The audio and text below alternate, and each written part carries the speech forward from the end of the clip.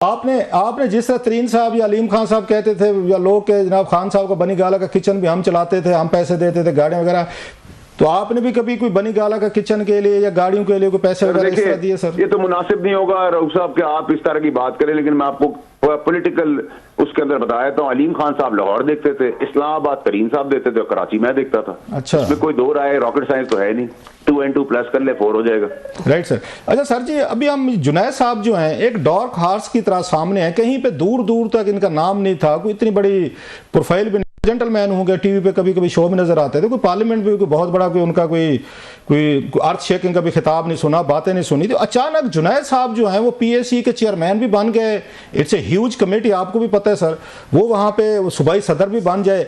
तो ये क्या कोई एस्टेब्लिशमेंट की कोई खान साहब के दरमियान कोई या वट ये कोई डील के नतीजे में चेयरमैन बने? मेरिट पे तो वो तो और बहुत सारे लोग होंगे सर, ये क्या हुआ सर जी?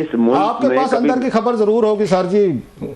रऊफ साहब देखिए, इस मुल्क में ना मेरिट किसको कहते हैं? मेरिट कहते हैं जितना गलीज, गंदा, करप्ट, चोर, बेईमान, बड़ी फाइल वाला होगा उतने बड़े मनसब पे, जमहूरी मनसब पे बैठेगा। ये आप देख भी रहे हैं। फिर बाप दादा की जागीर है, फिर उनकी औलाद, फिर उनकी औलाद, फिर उनकी औलाद। जमहूरी निजाम में आप लोग बहुत चैंपियन थे सर, माजरत के साथ। आप लोग को जमहूरियत चाहिए थी मुल्क के अंदर, हमेशा आपको जमहूरी निजाम चाहिए था। ले जी मजे ले। आपके मीडिया की आजादी के अंदर किसने आजादी दी थी आपको? वर्दी वाले शख्स मुशर्रफ साहब ने, अल्लाह को जन्नत नसीब करे, ठीक है। बाद में वो पॉलिटिशियन बनने लगे, वो मारे गए। देखिए, जिसका जो किरदार है ना, वो उसी किरदार में अच्छा लगता है। अगर फौजी बन जाएगा सियासतदान, फारिग हो जाएगा। सियासतदान फौजी बनेगा, वो फारिग हो जाएगा। प्रॉब्लम सारी ये है कि सर ये जो सारी चीजें आज हो रही हैं मुल्क के अंदर, इसकी जिम्मेदारी, आप अगर कहते हैं स्टेटस को तोड़ा था इमरान खान साहब ने, तो इस जमहूरी निजाम की सबसे बड़ी जमानती आज की न्यू गवर्नमेंट पीटीआई है, तहरीके इंसाफ है। देखिए, अगर मैं अकेला आदमी इश्यूज को उठा सकता हूं तो ये ऑपोजिशन का काम है, चोरी पकड़ना, चीजों करना। मुझे बताएं किस जगह पे? हर जगह पे तो ये साथ मौजूद है उनके साथ।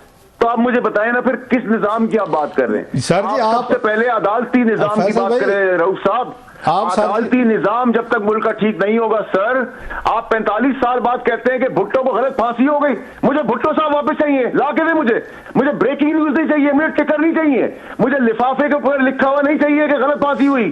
फिर आपने इमरान खान साहब को सादिक और अमीन का सर्टिफिकेट दिया कोर्टों ने, फिर आपने उनको जेल कर दी। फिर आपने नवाज शरीफ साहब को पैसे ना लेने पर डिस्क्वालीफाई कर दिया, फिर आपने क्वालिफाई कर दिया। मानूं मैं उसको मानूं, मैं किसको मानूं? जिस पीटीआई को आप कहते हैं कि वो फॉर्म 47 से आई है गवर्नमेंट नून लीग की, आप उसको सेलेक्टर कहते थे पीटीआई गवर्नमेंट को। अब फॉर्म 47 की गवर्नमेंट को कौन गारंटी कर रहा है, कौन इंडोर्स कर रहा है, कौन लीगलाइज कर रहा है? तहरीके इंसाफ मुज़ाकरात कर रही है, उनसे बात कर रही है, शीर और शक्कर हुई है। मैं किस चीज को मानूं? ये धोखा, फरेब, झूठ का मंजन है, बिक रहा है, मुल्क का निचोड़ा जा रहा है के पीछे से, तो उसको निचोड़ने दे। अगर एक आदमी रोनाल्डो का किरदार अगर तो लोग माइंड करते हैं कि भाई मैं फौज की तरफदारी कर रहा हूं, ना मैं फौज की चाय की प्याली का रवादार हूं, ना सरकार की, ना इमरान खान की। ये मेरे पर क्लैरिटी है। मेरी ऑपोजिशन भी नहीं करती, ना मेरे बाप ने ठेका लिया है, ना मैंने कोई ठेका लिया है, ना मेरा और मेरे खानदान में कोई सरकारी नौकरी के ऊपर है, ना मैंने किसी को भर्ती कराया ना निकलवाया है। हाँ, निकलवाऊंगा, निकालता रहूंगा अपने सच के ऊपर, बेईमानी के ऊपर, झूठ के ऊपर, डंके की चोट पे करूंगा। किसी का बाप नहीं रोक सकता मुझे। वो सर आपकी सारी बातें ठीक होंगी, लेकिन जो मेरा सवाल था वो वहीं पे है सर जी। जुनैद अकबर साहब जो हैं ये कैसे चेयरमैन पीएससी बने हैं और सदारत इनको मिल गई है? चेयरमैन पीएससी ऐसे नहीं मिलता, ये एक पॉलिटिकल पोस्ट है, ये ब्राइब के तौर पर या अंडरस्टैंडिंग कंप्रोमाइज के बाद ही मिलती होती है पोजीशन के, किसी भी बंदे को देंगे। तो सर जी इनका बताएं, जुनैद साहब कैसे हैं सर और क्या अंडरस्टैंडिंग है, इसकी खबर तो देना हमें जरा। देखिए सर, मेरी बात सुने। अब ये मैसेज खान साहब दे रहे हैं ग्रास रूट के ऊपर कि पुरानी शक्लें जो एक्चुअल पीटीआई थी उसको मैं रिवाइव कर रहा हूं। ये उनका second last, third last card कह लें, कोई कोशिश कह लें। देखिए, मैं आपको बड़ी क्लैरिटी से बता सकता हूं अपने बारे में, जुनैद साहब के बारे में। आलिया हमजा मेरी बहन, बहुत अच्छा मुखलिस चेहरा है पीटीआई का। ऐसे जितने लोग हैं ना, हमारी औकात लीडर की तब थी, तब भी हमें वोट इमरान खान साहब के नाम पे मिला था, और आज भी ये सब हम सब जो हैं वो सियासत जो कर रहे हैं, हमने शुरू वहां से की। तो अगर आज मैं कहूं कि वो लीडर या मैं लीडर हूं, तो हम अपने घर के बंदे भी घर से बाहर नहीं निकाल सकते। ना धरना होगा, ना मरना होगा, ना डी चौक होगी, ना कोई चीज होगी, क्योंकि जितनी अहल पीटीआई है उतनी अहल आगे गवर्नमेंट है। वो उनको रोकेगी, वो उनको टोकेगी, वो कंटेनर लगाएगी, वो परमिशन नहीं देगी, ब्रेकिंग न्यूज चलेगी, टिकट चलेंगे, ट्वीट चलेगी, तबसरे होंगे, मस्करे होंगे, मजाक होगा, फिर जाग बैठ जाएगी, फिर कोई नई चीज आ जाएगी। ये एंडलेस है। इसकी जमानती इस हुकूमत की पीटीआई है, ना मैं हूं ना आप है। अरे सर जी, हमने एक देखा है कि गंडापुर साहब जो हैं वो एक एग्रेसिव टोन के साथ है थे। वो जो उनकी आपने गुफ्तगू हमने सुनी कि जी मैं अगर महमूद गजनवी की तरह 17 हमले करूंगा, अभी 17 में से मेरा ख्याल है वो कहते थे 7 शायद 8 हो गए थे, बाकी 10-12 भी रहते थे। अब उनको हटा के जुनैद अकबर साहब आ गए। जुनैद अकबर साहब भी वहीं से शुरू कर रहे हैं जहां पे गंडापुर साहब छोड़ के गए थे। उन्होंने तो ज़्यादा सख्त बयान दिया है। तो अगर इन्होंने यही काम करना है, जुनैद अकबर साहब ने भी धमकियाँ देनी है, थ्रेट देनी है, इस्लामाबाद में मार्च करना है, खान साहब को रिहा करवाना है और तहस नहस कर देना है, तो उनमें क्या खराबी थी सर? गंडापुर साहब तो ये काम बेहतर कर रहे थे। ज्यादा वो उनका स्टाइल, उनका दबंग फिल्मी स्टाइल था। जुनैद अकबर साहब के पास तो वो स्टाइल भी नहीं है जो गंडापुर साहब का था सर। रऊफ साहब सर, ना पहले कुछ हुआ था ना आज कुछ होगा। अगर जुनैद साहब कोशिश भी कर लेंगे तो उनकी सबसे पहली रुकावट ही वो वसाइल है केपीके के जो गरीब लोगों पे कम और बदमाशी, गुंडागर्दी और चढ़ाई पे और दहशतगर्दी पे इस्तेमाल हुए। ना वो वसाइल देंगे ना वो कुछ कर सकते हैं। कोशिश करेंगे और मेरा ख्याल है जब वो कोशिश में नाकाम हो जाएंगे तो खुद ही इस्तीफा देके निकल जाएंगे। नंबर 1। नंबर 2 ये आप एक और पेशगोई कर रहे हैं सर। नंबर 2 ये अभी तो सर अभी आए हैं ना सर, कुछ हफ्ते महीने देना नहीं देंगे, वो खुद ही चले जाएंगे। स्टेट आदमी है वो, ठीक है सर। उसके वसाइल को रोकने की सबसे बड़ी चीज गंडापुर साहब बैठे हुए इस गवर्नमेंट के हमायती और कॉम्प्रोमाइज्ड, ठीक है, नंबर 1। और गवर्नमेंट भी चाहती है कि गंडापुर साहब कंटिन्यू करें। ये एक नई मंतक है, ठीक है। अब आ जाए आप मेन चीज के ऊपर। मेन इशू क्या है? इशू ये है कि सर कुछ नहीं हो रहा, कोई ऐसी चीज नहीं हो रही।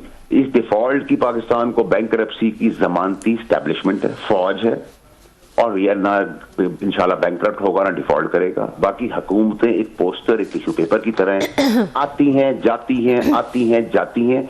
और क्योंकि आती जाती इसलिए है कि ये यूज खत्म टिश्यूज हैं। अब नया टिश्यू लाएंगे तो आगे कोई बात चलेगी, आगे नए टिश्यूज आएंगे। Give others a chance, youngsters a chance.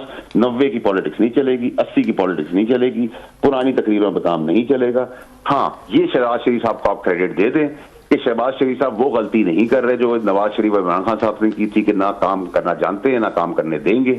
तो वो एंजॉय कर रहे हैं, वो फिगर हेड बन के प्राइम मिनिस्टर बन के बैठे हैं, इक़्तिदार सबका आखिरी है। ये बताइएगा सर, और इस गवर्नमेंट के अंदर भी एक शहजाद अकबर है और एक आजम खान है। जब ये गवर्नमेंट में जाएगी उस वक्त शहजाद अकबर साहब आज के जो हैं वो मुल्क से बाहर चले जाएंगे और आजम खान साहब रह जाएंगे। सर जी, आप बड़ी अहम बातें कह रहे हैं। शहबाज शरीफ साहब के करीबी मतलब ब्यूरोक्रेट या उनके कोई पॉलिटिकल एडवाइजर की बात कर रहे हैं, कोई हिंट तो दे रहे हैं, कोई थोड़ा सा। आप तो किसी से कोई डरने झुकने बिकने वाले बंदे ही नहीं है। तो कोई साहब, मैं आपकी किसी बातों में नहीं आने वाला। आप मेरे उस्ताद हैं, आप मुझे जितना एक्साइट कर ले मैं एक्साइटेड दूंगा। मैंने सीख लिया है कि फिर मैं उस्ताद तो रिवर्स कर लो। मैं तो सर जी फिर उस्ताद ना हुआ ना। अगर आप इस बात को समझ गए हैं कि मैं इंस्टिगेट कर रहा हूँ, फिर तो मैं उस्ताद ना हुआ। अगर मेरी चलाकी आपको समझ आ गई। अच्छा स्टूडेंट वो होता है जो अपने उस्ताद को बताए कि सर जो आपने मुझे सिखाया था मैं थोड़ा बहुत जान गया हूँ। फिर इसका मतलब है तो फिर हमें तो नालायक स्टूडेंट हमें सूट करेंगे जो हमें खबरें दें, स्टोरी दें। मुल्क को नालायकी सूट करती है, पूरे मुल्क को नाअहली सूट करती है। पूरे मुल्क के अंदर जमहूरी जनाजे के अंदर चोर, बेईमान, मक्कार, अयार सब सूट करते हैं। तो सर आपको भी नालायक स्टूडेंट चाहिए, आपको भी होना चाहिए। आप भी हमारी तरह सरफिरे आदमी है। कितनी तकलीफें उठाई, पहले भी उठाई, आगे का आपका पता नहीं, हमने ही पहले उठाई है, आगे का हमारा भी पता नहीं, उठानी पड़ेगी। तो सर एक और बताएं, आपकी मेहरबानी सर, ये बताइएगा कि अभी जो बड़ा एक रोला पड़ा हुआ है, यूसुफ रज़ा गिलानी साहब चेयरमैन सेनेट जो हैं, साबिक वज़ीर आज़म हैं, सेनेट के चेयरमैन हैं, अपना एक उनका क्लाउड है, पार्टी के साथ उनकी वो एफिलिएशन है। उन्होंने आपके कुलीग जो हैं एक मतलब प्रैक्टिस के तौर पर, एक ट्रेडिशन के तौर पर उन्होंने उनके प्रोडक्शन आर्डर्स जारी किए। हुकूमत या एस्टेब्लिशमेंट उन आर्डर्स पे इम्प्लीमेंटेशन उन्होंने नहीं होने दी और गिलानी साहब जो इस वक्त एक एज ए प्रोटेस्ट के तौर पर प्रिजाइड ओवर वो नहीं करे। आपको क्या लगता है गिलानी साहब की अगर बात मानी जाती है सेनेट चेयरमैन की तो कौन सी इसमें क्या मत आती है? हमारे सेनेट के चेयरमैन है गिलानी साहब, बड़ा एहतराम है, बड़ी इज्जत है उनकी।